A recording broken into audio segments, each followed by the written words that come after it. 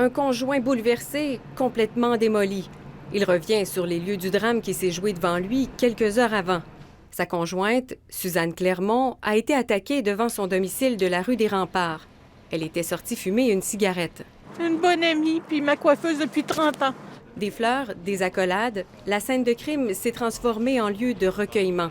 La victime de 61 ans était connue et appréciée dans le quartier. Je l'aimais beaucoup. Tout le monde aimait Suzanne. Tout le monde aimait Suzanne, toujours de bonne humeur, toujours souriante, toujours accueillante. C'est difficile à réaliser. On comprend pas.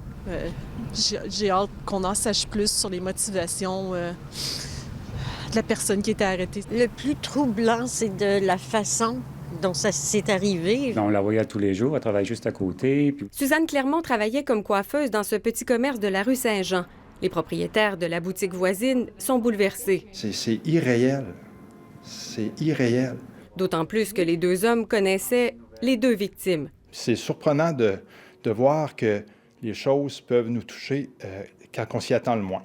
L'autre victime est François Duchesne. L'homme de 56 ans était directeur des communications au Musée national des beaux-arts du Québec. Il a été attaqué près du château Frontenac, à l'angle de la rue du Trésor et de la rue Sainte-Anne, dans le Vieux-Québec.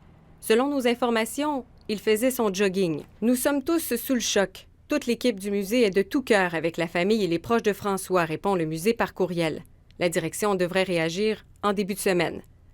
Suzanne Clermont et François Duchesne, deux personnes qui se sont malheureusement retrouvées au mauvais endroit, au mauvais moment.